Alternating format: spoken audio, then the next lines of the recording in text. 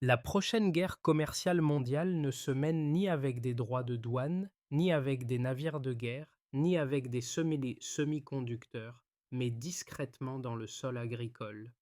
Alors que Washington débat de taux d'intérêt et que les grandes puissances accumulent de la technologie, un pays enclavé d'Afrique de l'Ouest transforme l'agriculture d'une question de survie en instrument d'influence capable de déplacer des équilibres commerciaux établis. Que se passe-t-il lorsque Ibrahim Traoré traite la terre cultivable comme une ligne de défense stratégique, et ce choix annonce-t-il un changement durable dans la manière dont le pouvoir mondial se construit, un précédent silencieux mais potentiellement irréversible? Cette analyse promet d'expliquer comment une politique agricole apparemment technique a progressivement acquis une portée stratégique en reliant des décisions locales à des effets mesurables sur le commerce, la diplomatie et la perception du pouvoir. Pour le public, l'enjeu est clair: comprendre en quoi la transformation de la production alimentaire peut devenir un levier d'influence plus durable que les instruments économiques traditionnels. Le cas présenté ne relève pas d'un récit idéalisé sur le développement rural, mais d'un enchaînement de choix concrets, d'investissements ciblés et de réactions internationales documentées. En suivant cette trajectoire, il devient possible d'identifier les mécanismes par lesquels un État historiquement dépendant des importations cherche à réduire sa vulnérabilité tout en gagnant une capacité de négociation nouvelle. Sous Ibrahim Traoré, l'agriculture est ainsi replacée dans une logique de sécurité nationale et de positionnement externe, ce qui soulève des questions plus larges sur l'avenir des marchés alimentaires mondiaux. Le véritable enjeu n'est pas seulement économique, mais structurel. Si ce modèle se consolide, il pourrait modifier les règles implicites qui gouvernent l'influence et la dépendance dans un monde marqué par les pénuries, l'inflation et le stress climatique. La bascule ne commence pas par un discours public, mais par un chiffre et un document interne. Plus de 500 000 acres réaffectés à une seule culture stratégique, avec un investissement initial estimé à environ 410 millions de dollars. Ce volume, inhabituel pour un pays sahélien enclavé, signale que le projet n'est pas conçu comme une simple réforme agricole, mais comme une opération de portée nationale, pensée dès l'origine pour produire un effet au-delà des frontières. Le contexte est celui d'un Burkina Faso exposé depuis des décennies au choc climatique, à la volatilité des importations alimentaires et à une dépendance structurelle vis-à-vis de partenaires extérieurs. À la fin de 2024, un document de politique interne présenté officiellement comme une initiative de stabilisation des prix introduit pourtant une logique différente. Sous Ibrahim Traoré, l'agriculture y est définie comme une couche stratégique comparable à l'énergie dans les économies pétrolières. L'objectif n'est plus seulement de nourrir la population, mais de contrôler une ressource que d'autres marchés convoitent. Voici la perspective. Voici la perspective. Début 2025. Début 2025. Cette logique passe du papier au terrain. Les terres sont réparties entre zones coopératives, les infrastructures d'irrigation sont modernisées et une rupture technologique est introduite avec l'installation de plus de 200 unités d'irrigation solaire, réduisant les coûts d'exploitation d'environ 35% par rapport au système conventionnel.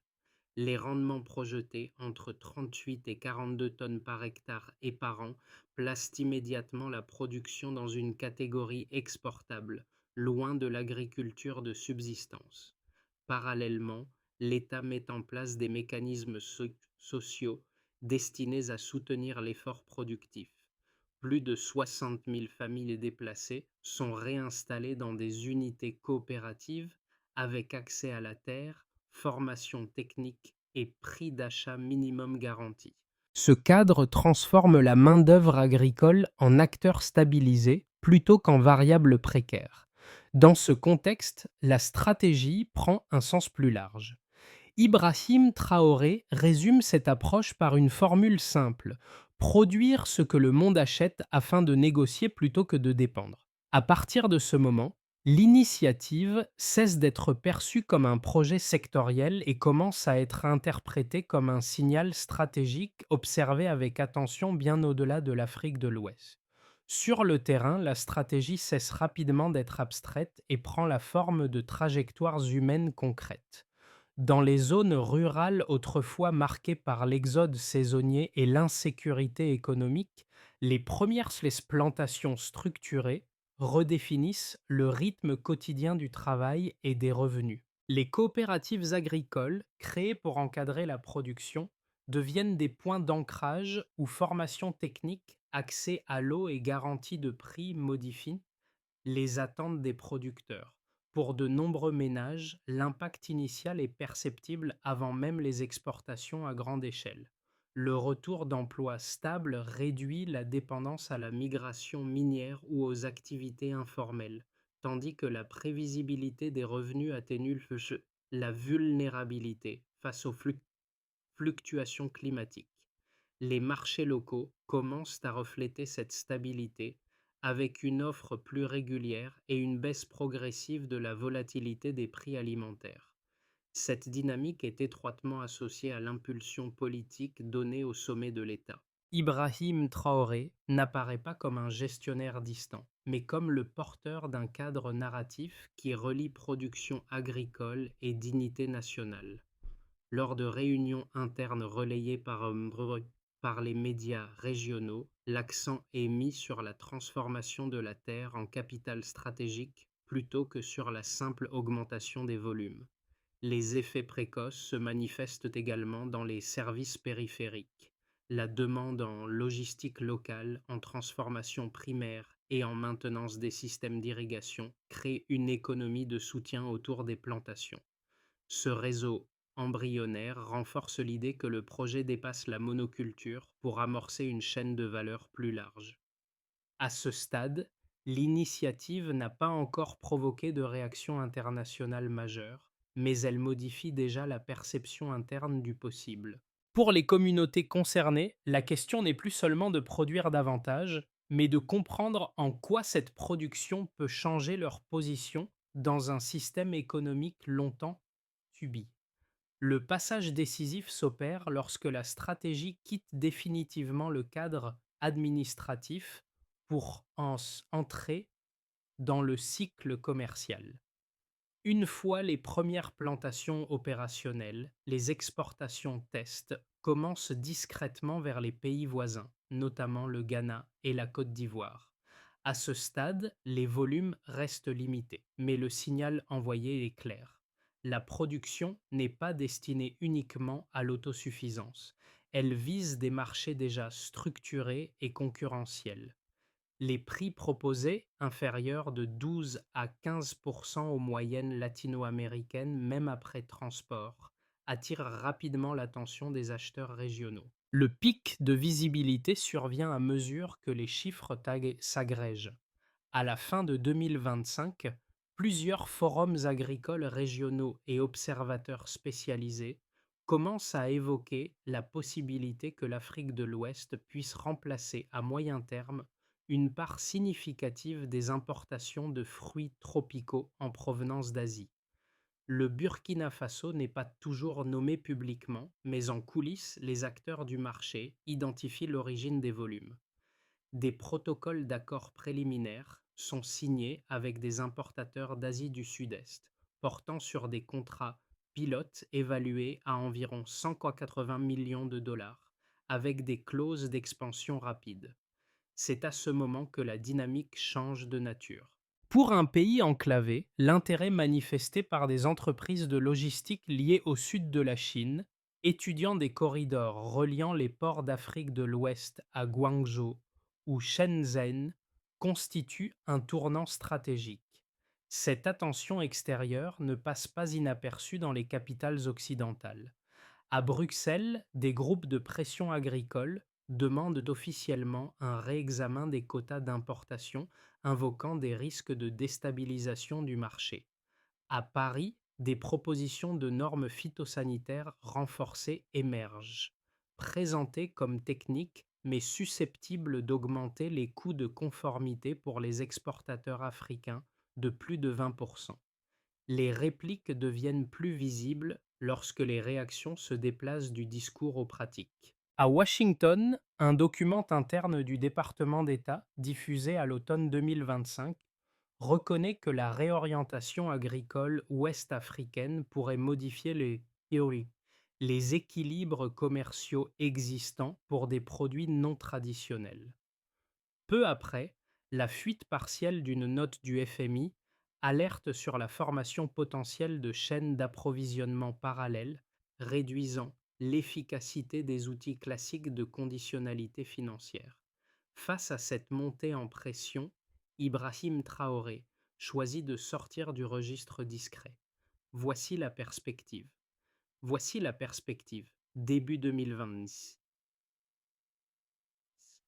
Il apparaît à la télévision nationale, non derrière un pupitre officiel, mais devant des caisses estampillées, fabriquées au Burkina Faso. Son message est direct. Il ne s'agit pas d'armer la nation avec des missiles, mais avec des fermes. Cette prise de parole transforme une initiative agricole en symbole politique, largement relayée au sein de l'Alliance régionale et dans les médias africains. À partir de là, la séquence est enclenchée. Ce qui avait commencé comme une politique sectorielle est désormais perçu comme un acte de positionnement stratégique, déclenchant une série de réponses graduelles qui dépassent largement le cadre agricole. Avant le lancement du projet, la production bananière nationale restait marginale, fragmentée et largement orientée vers l'autoconsommation, avec une dépendance structurelle aux importations pour stabiliser les marchés urbains. Après moins d'un an de mise en œuvre coordonnée, les premiers indicateurs montrent un changement net de trajectoire, à la fois sur les volumes, les coûts et les effets macroéconomiques associés. Le premier delta concerne les coûts de production. L'introduction de plus de 200 unités d'irrigation alimentées par énergie solaire a réduit les dépenses opérationnelles d'environ 35% par rapport au système diesel conventionnel. Cette baisse n'est pas seulement comptable, elle se traduit par une plus grande résilience face aux fluctuations des prix de l'énergie et par une capacité accrue à maintenir des prix d'exportation compétitifs sans subvention massive.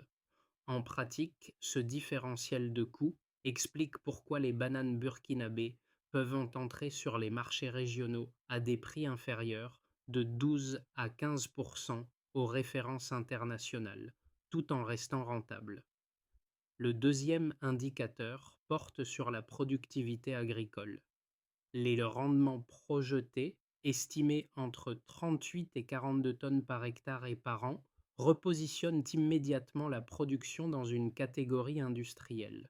Comparé aux rendements antérieurs, hétérogènes et souvent inférieurs au seuil de rentabilité à l'export, ces niveaux permettent d'atteindre une production potentielle de plusieurs millions de tonnes une fois la capacité pleine atteinte. Ce saut quantitatif modifie la perception du pays non plus comme un importateur structurel, mais comme un fournisseur capable d'influencer l'offre régionale. Le troisième ensemble de données concerne les effets socio-économiques internes. Selon des chiffres provisoires du ministère de l'Agriculture, l'emploi rural a augmenté d'environ 27% entre la mi-2025 et la fin de la même année, marquant une inversion durable d'une tendance à l'exode observée depuis plus de 20 ans. Cette progression ne se limite pas aux exploitations agricoles. Elle s'étend aux activités connexes comme la transformation primaire, la logistique locale et les services de maintenance, créant un multiplicateur économique autour des zones de production. Sous Ibrahim Traoré, ces chiffres sont systématiquement présentés comme des indicateurs de souveraineté plutôt que comme des succès isolés. La baisse de la volatilité des prix alimentaires, estimée à environ 18% sur 12 mois, illustre cette approche. Pour les ménages urbains, elle signifie un allègement de la pression inflationniste. Pour l'État, elle réduit la nécessité d'interventions d'urgence coûteuses. Pour les partenaires commerciaux, elle signale une capacité à fournir de manière régulière, condition essentielle pour établir des contrats à moyen terme. Pris ensemble, ces deltas dessinent une cohérence stratégique. La réduction des coûts crée un avantage compétitif, la hausse des rendements rend l'exportation crédible et l'augmentation de l'emploi stabilise la base sociale du projet. Aucun de ces éléments ne suffit isolément à transformer un secteur. Leur combinaison, en revanche, explique pourquoi l'initiative attire désormais l'attention d'acteurs financiers et politiques extérieurs. À ce stade, les chiffres ne racontent pas seulement une amélioration sectorielle. Ils suggèrent un déplacement progressif du rapport de force où la capacité à produire et à livrer devient un argument de négociation à part entière, observé avec prudence par les marchés et les institutions internationales. Les, les critiques de la stratégie avancent d'abord un argument de durabilité économique.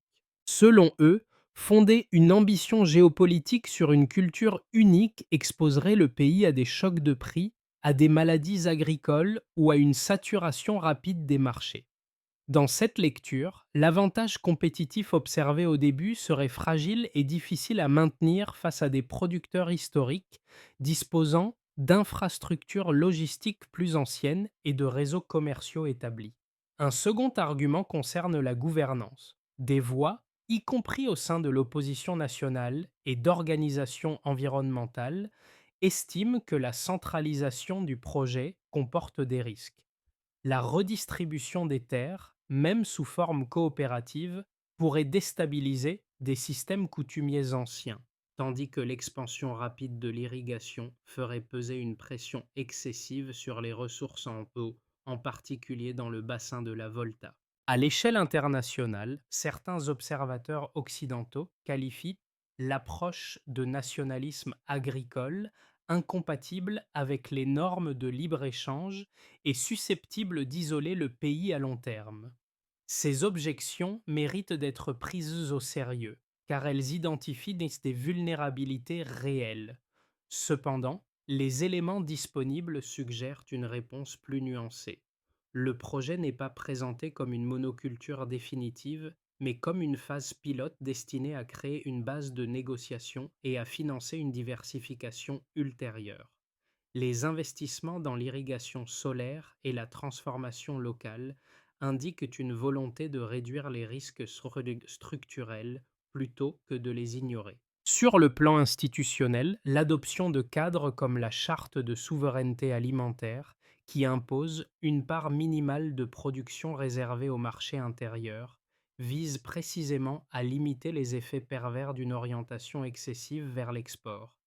De même, les programmes de reboisement et de gestion des bassins versants répondent aux préoccupations environnementales en intégrant des coûts écologiques dans la planification. Sous Ibrahim Traoré, la logique défendue n'est pas celle d'un repli, mais d'un rééquilibrage. L'argument central est que la dépendance totale aux marchés extérieurs crée une vulnérabilité plus grande que le risque calculé d'une stratégie productive coordonnée. La question n'est donc pas de savoir si le modèle est exempt de risques, mais s'il offre, comparativement aux alternatives, une marge de manœuvre accrue dans un environnement mondial de plus en plus instable. Le véritable basculement apparaît lorsque la réaction internationale cesse d'être théorique et commence à produire des frictions concrètes sur les flux financiers et commerciaux. Les retards de paiement imposés par certaines banques européennes et la hausse rapide des primes d'assurance sur les routes de fret signalent que le projet a franchi un seuil invisible. Il n'est plus perçu comme une expérimentation locale, mais comme un facteur capable d'affecter des intérêts établis. À ce moment précis, l'initiative change de statut. Elle devient un test de crédibilité, non seulement pour le Burkina Faso, mais pour l'idée même qu'un pays à faible revenu puisse convertir une ressource agricole en levier de négociation. Les réactions ne sont pas coordonnées, mais elles convergent dans leur message. la production alimentaire commence à être traitée comme une variable stratégique comparable à l'énergie ou aux matières premières critiques. Ibrahim Traoré intervient alors publiquement, non pour désamorcer la tension, mais pour en assumer la portée symbolique. En affirmant que la nation s'arme de fermes plutôt que de missiles, il redéfinit le cadre du débat. La question n'est plus de savoir si la stratégie est efficace à court terme, mais si elle crée un précédent difficile à contenir. Cette révélation centrale éclaire rétrospectivement les étapes précédentes. Les chiffres, les infrastructures et les coopératives n'étaient pas des fins en soi. Ils constituaient les éléments d'un signal plus large, destiné à montrer qu'une autre forme de pouvoir, lente et cumulative, est en train d'émerger. Les effets de la stratégie se manifestent désormais de façon tangible, mais ils ne sont pas uniformes. Pour l'État, la première conséquence est budgétaire et politique. La stabilisation partielle des prix alimentaires réduit la pression sur les finances publiques, traditionnellement sollicitées pour amortir les chocs d'importation. En parallèle, la crédibilité acquise sur les marchés régionaux renforce la position de négociation du gouvernement dans des discussions commerciales qui jusque-là se déroulaient en position défensive. Sous Ibrahim Traoré, cette évolution s'est présentée comme une récupération progressive de marge de décision plutôt qu'un affrontement direct avec les partenaires extérieurs. Pour les entreprises, en particulier les acteurs locaux de la transformation et de la logistique, le projet ouvre un espace inédit. La production régulière permet de planifier des investissements à moyen terme, là où l'irrégularité des approvisionnements rendait auparavant toute projection risquée. Les coopératives de transformation, notamment portées par des groupements de femmes, commencent à fournir des produits dérivés destinés à la fois au marché intérieur et à l'export régional. Cette structuration d'une chaîne de valeur locale réduit la dépendance aux intermédiaires étrangers et capte une part plus importante de la valeur ajoutée sur le territoire. Pour les ménages, les conséquences sont plus directement ressenties. Dans les zones urbaines, la baisse estimée de la volatilité des prix alimentaires, de l'ordre de 18% sur 12 mois, se traduit par une prévisibilité accrue des dépenses quotidiennes. Dans les zones rurales, la hausse de l'emploi et la stabilité des revenus modifient les arbitrages familiaux, notamment en matière de scolarisation et de migration saisonnière. Ces changements n'éliminent pas la précarité, mais ils en atténuent les formes les plus aiguës. À l'échelle régionale et internationale, enfin, l'impact est surtout perceptible en termes d'anticipation.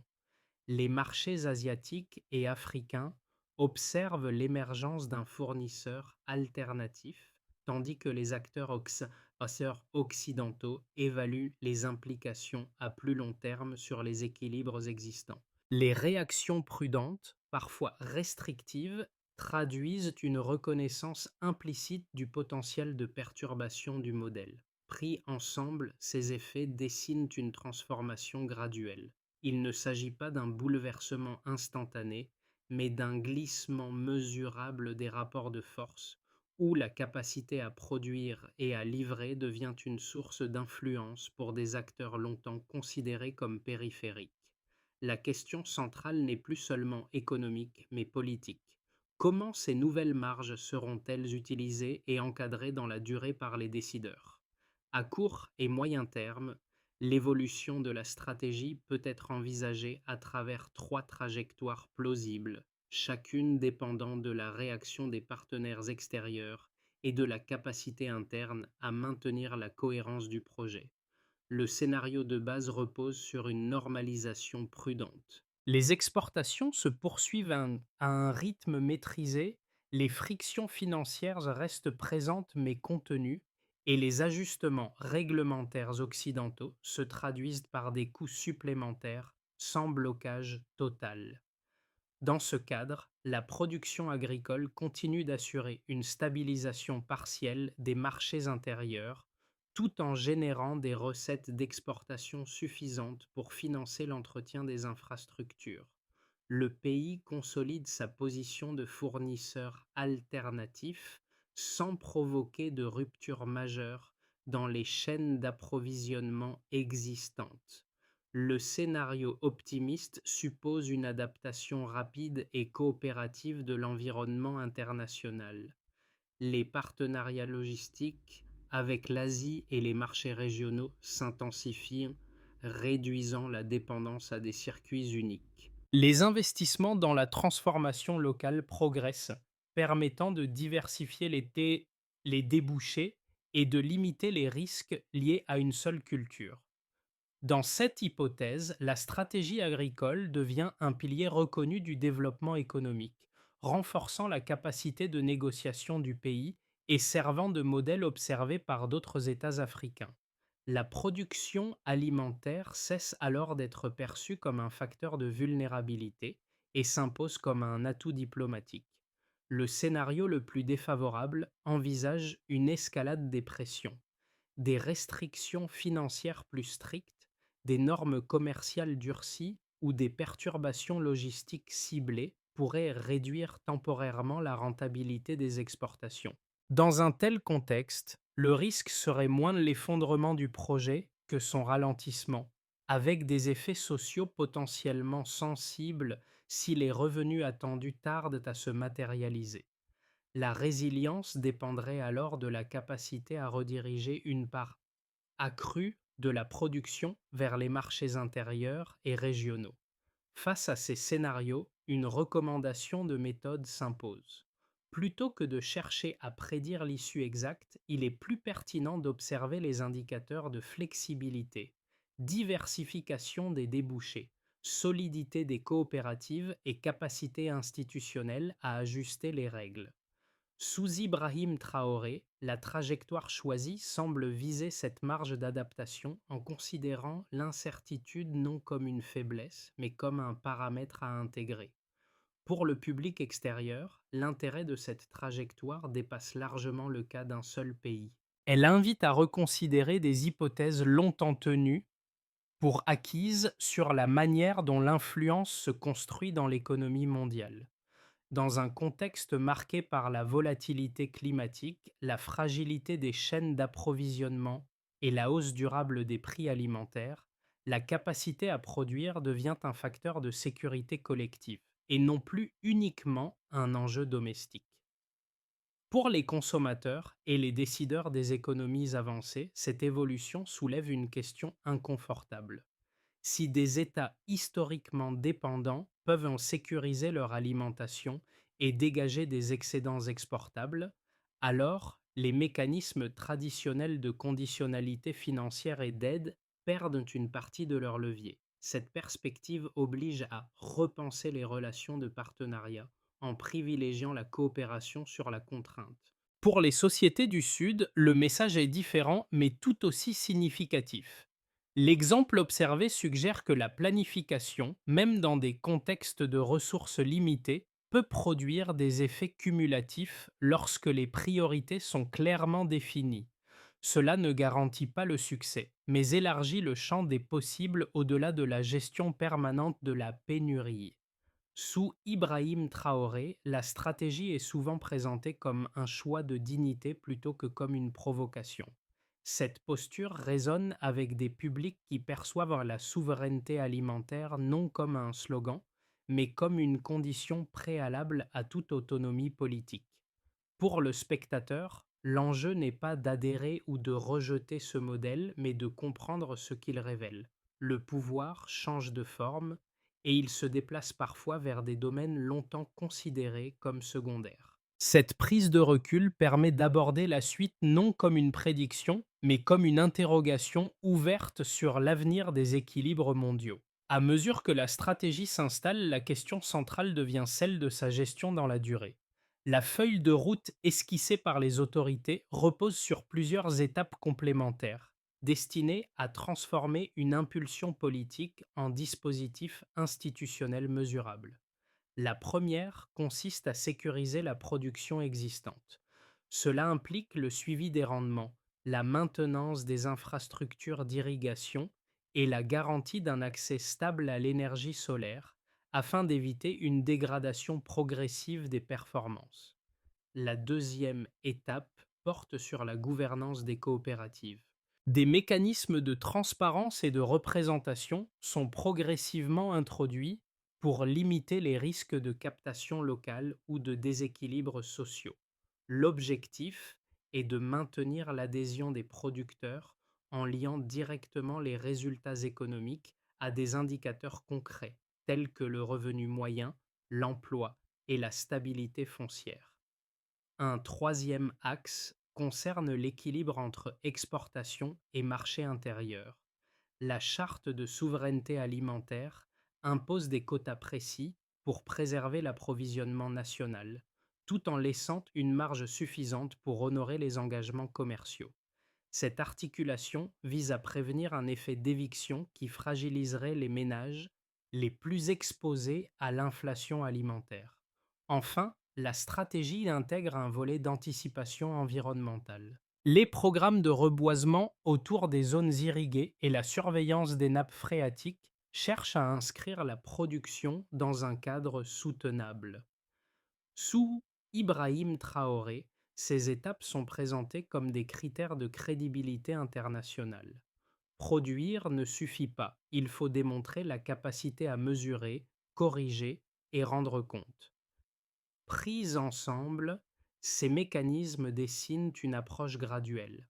Elle ne promet pas l'absence de tension, mais elle fournit d'une structure permettant d'ajuster la trajectoire sans renoncer à l'objectif central, transformer la sécurité alimentaire en base de négociation et de stabilité à long terme. À ce stade, le projet ne se résume plus à des hectares cultivés ou à des volumes exportés. Il renvoie à une image plus profonde, celle de champs redevenus centraux dans l'imaginaire collectif, là où pendant des décennies la terre était associée à la contrainte plutôt qu'à l'opportunité. Les scènes observées dans les coopératives et sur les marchés locaux font écho aux premières promesses formulées au lancement, lorsque la production devait être synonyme de dignité retrouvée. Le motif récurrent n'est pas celui de la confrontation, mais de la réappropriation. En reliant travail agricole, stabilité sociale et reconnaissance internationale, la stratégie redéfinit ce que signifie compter dans un système mondial souvent perçu comme fermé. Ibrahim Traoré incarne cette narration en insistant sur l'idée que la souveraineté ne se décrète pas, mais se construit patiemment, saison après saison, par des choix cohérents et assumés. Cette conclusion émotionnelle ne nie pas les fragilités. Elle les intègre comme des éléments d'un chemin encore inachevé. Mais elle souligne un déplacement symbolique majeur. Un pays longtemps décrit à travers des indicateurs de pauvreté est désormais observé pour sa capacité à influencer des discussions globales. Le rappel est clair et volontairement simple. Le pouvoir n'apparaît pas toujours sous une forme spectaculaire. Parfois, il s'enracine. La trajectoire décrite n'appelle pas une adhésion automatique, mais une réflexion collective. Elle invite à s'interroger sur les formes de pouvoir que les sociétés choisissent de reconnaître et sur celles qu'elles continuent de sous-estimer. Dans un monde confronté à des pénuries récurrentes, à l'instabilité climatique et à la fragilité des échanges, la capacité à se nourrir devient un enjeu partagé qui dépasse les frontières et les idéologies. Pour le public, l'enjeu n'est pas de juger une politique agricole isolée, mais de comprendre ce qu'elle révèle sur l'évolution des rapports de force. Si la production alimentaire peut devenir un levier d'influence, alors les débats sur le commerce, l'aide et la coopération doivent être repensés avec plus de lucidité. Sous Ibrahim Traoré, le choix assumé est celui d'une autonomie construite, exposée au regard du monde et à ses réactions. La question reste ouverte. Sommes-nous prêts à reconnaître que le pouvoir peut émerger lentement, sans armes ni slogans, à partir de décisions patientes et locales? Et si tel est le cas, comment les relations internationales devraient-elles évoluer face à des formes d'influence qui ne se conforment plus aux modèles établis?